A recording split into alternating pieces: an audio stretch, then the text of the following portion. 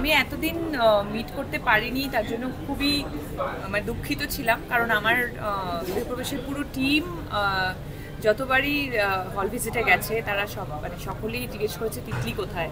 এবং আমার শুটিং চলছিল, শুটিং চলার পরে আমি একটু বিদেশেও গেছিলাম, সব কারণে মানে নানান রকম কারণে আমি পৌঁছতে পারিনি, কিন্তু মনটা আমার তাদের সাথেই ছিল। এবং গৃহপ্রবেশের জন্য এত ভালোবাসা, মানুষ এত ভালোবাসা দিচ্ছেন প্রথম দিন থেকে, অভাবনীয়, অসাধারণ ফিলিং। এখনো অবধি 2টো হল ভিজিট করে এলাম, সবাই কাঁদছেন, সবাই জড়িয়ে ধরে হাউ হাউ করে কাঁদছেন, এবং কোথাও সেটা ভালো লাগার কান্না, কোথাও সেটা কষ্টের কান্না, কোথাও নানান রকম মিলিয়ে মিশিয়ে ইমোশন তারা আমার সাথে ভাগ করে নিচ্ছেন। এটা থেকে বড় পাওনা আর কিছু হতে পারে না। কোটির ক্লাবে ঢুকেছে, এত মানে ব্যবসাও খুব ভালো হচ্ছে, এটাও তো বাংলা সিনেমার জন্য খুব দরকার। একেবারেই তাই। এবং এটা আমি বলবো যে মানে একজন অভিনেত্রীর জন্য, আমি ফিমেল অ্যাক্টরদের জন্য আরও বেশি ইম্পর্ট্যান্ট, কারণ তাতে করে অনেক ডিরেক্টর এবং প্রডিউসাররা আরও সাহস পাবেন যে ফিমেল ওরিয়েন্টেড ছবি বানানোর। সো সেটা খুব ইম্পর্ট্যান্ট, এবং এখন দর্শক সেটা প্রমাণ করলেন যে তাদের কাছে গল্প ইম্পর্ট্যান্ট, কি গল্প তারা দেখতে যাচ্ছেন সেটা ইম্পর্ট্যান্ট।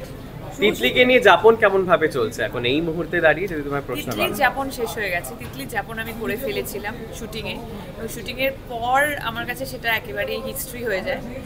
এই মুহূর্তে অবশ্যই খুবই ভালো লাগছে যে দর্শক তিতলিকে ভালোবাসা দিচ্ছেন, আমাদের গৃহপ্রবেশের প্রত্যেকটি সদস্যকে ভালোবাসা দিচ্ছেন। আইডির জন্য আমি সবথেকে বেশি খুশি, কারণ আইডির স্বপ্নের প্রজেক্ট এটা, এবং আইডির সবথেকে বড় অপেক্ষা ছিল এই কাজটার পিছনে। সো আমি খুব খুশি আইডির জন্য। আর সেই 2টো হলে কি যখন মানুষ তোমাকে দেখে এমন কোনো কথা বলেছে যেটা তোমার মন ছুঁয়ে গেছে? ইতিমধ্যে অনেক কথা, মানে প্রচুর এরকম, একজন হাউ হাউ করে কাঁদছিলেন, মানে জাস্ট কিছু কথা বলতে পারছিলেন না সেই কান্নার মধ্যেই। এবং তিনি কিন্তু বলবো আমি 50 বছরের একজন ভদ্রলোক। সো ছেলেরা কাঁদে না, প্রথম কথা হচ্ছে পুরুষরা কাঁদেন না, এই কথাটা আমরা সবসময় জানি। সেই জায়গা থেকে একজন পুরুষ, তাও আবার 50 বছরের বয়স, আমাদের নিজেদের দৈনন্দিন জীবনে আমরা এত ব্যস্ত থাকি, তার মধ্যেও উনি ছবিটা সেকেন্ড টাইম উনি দেখতে এসেছিলেন, এবং হি ওয়াজ ক্রাইং। তাছাড়াও প্রচুর মানুষ প্রচুর কথা বলছিলেন, খুব ভালো লাগছিল। ছবি দেখে রাজ কি বললো? রাজ শুধু এটাই বললো যে আমি মুগ্ধ হয়ে গেছি। আর কেমন ঘুরলে সেটা যদি একটু ছোট্ট করে বলে দাও। আবার নতুন কি কাজ আসছে, আমরা আবার কবে শুভশ্রীকে অন্য রকম ভাবেই দেখবো, আবার গৌরাঙ্গের নাম রে, সেটা তো রয়েছেই। আর এর মধ্যে আর কোনো কথা কিছু সাইন হয়েছে? ক্রিসমাসের জন্যই শুধু ওইটাই এখন অবধি পুরো কনসেন্ট্রেট করা, কিরকম চলছে একটু বলো। ভালো, ফ্যান্টাস্টিক এক্সপিরিয়েন্স, আউটস্ট্যান্ডিং এক্সপিরিয়েন্স, মানে আলাদাই। মানে अगेन তোমরা দেখে সেটা বলবে। রিহার্সাল মোমেন্টসে কিছু একটু আমাকে একটু টিপস কিছু শেয়ার করো। রিহার্সাল কি, আমাদের শুটিংই হয়ে গেছে কলকাতার পার্টে। হ্যাঁ, মানে মিনারভাতে যখন তোমাদের গেলে বা সেই মুহূর্তে একটু বলো। আমার মনে হয় লবগৌরাঙ্গের টাইমে এখনই পেয়েছো বলে সব প্রশ্ন করে নিও না, সময় আছে, কারণ তখনও আনসার করতে হবে। সো ডেফিনেটলি আমরা বসে আড্ডা মারবো। Thank you. আমার মনে হয় সবার আগে আমার মিডিয়ার বন্ধুদের আমি ধন্যবাদ জানাবো যে তারা খুব ইন্টারেস্টিংভাবে এই ছবিটার প্রচার থেকে শুরু করে প্রত্যেকটা দিক খুঁটিয়ে খুঁটিয়ে লিখছেন। মিডিয়াকে ধন্যবাদ, এবং সবার উপরে আমাদের যারা দর্শক রয়েছেন বাংলা সিনেমার, তাদের ধন্যবাদ। তার কারণ ইন্দ্রদীপ দাশগুপ্তের এই সিনেমা গৃহপ্রবেশ শুধুমাত্র ইট কাঠ পাথরে বোনা বাড়ির গল্প নয়, বাড়ির ভেতরে যে মানুষগুলো থাকে তাদের মনে প্রবেশের গল্প। পরিচালক ইন্দ্রদীপ দাশগুপ্ত সেইভাবে মানুষের মনে প্রবেশ করতে সফলতা অর্জন করেছেন। এই ক্ষেত্রে যারা আমরা আর্টিস্ট বা টেকনিশিয়ান যারা কাজ করেছি তারা আনন্দিত, কারণ আমরা মন দিয়ে কাজ করলেও মানুষ কোনটা পছন্দ করবেন তার না কোনো ফর্মুলা বোধহয় এখনও বেরোয়নি।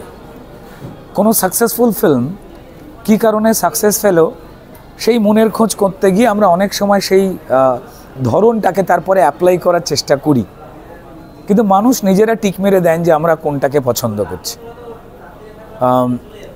ইন্দ্রদীপ দাশগুপ্তের পরিচালনা, গল্প মিউজিক ডিরেকশন, মিউজিকের জায়গায় তিনি যে জাদুকর, এ তো সবাই তাকে সম্মান করে এবং জানে। কিন্তু কেদারা, যেটা আমি এবং কৌশিক গাঙ্গুলি প্রথম তার ডেবিউ ফিল্ম, ডেবিউ ডিরেক্টর হিসেবে তার ন্যাশনাল অ্যাওয়ার্ডও ছিল, তারপর থেকে জার্নি অনেকগুলো সিনেমা করার পর এই সময় এসে আবার ক্যালাইডোস্কোপ সমীরণ দাসের সঙ্গে এমন একটা সাবজেক্ট, সেন্সিটিভ সাবজেক্ট, মনের গল্প, ভালোবাসার গল্প, কথা বলতে না পারার গল্প।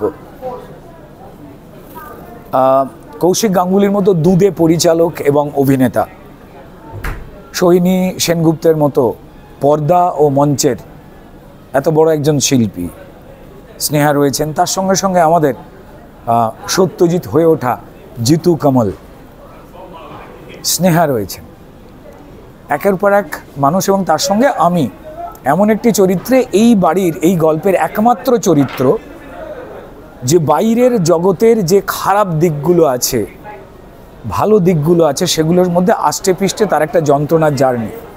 তো যাই হোক, এই সবকটা ক্যারেক্টারকে মানুষ পছন্দ করেছে, সহ অভিনেতা হিসেবে আমরা কাজ করেছি।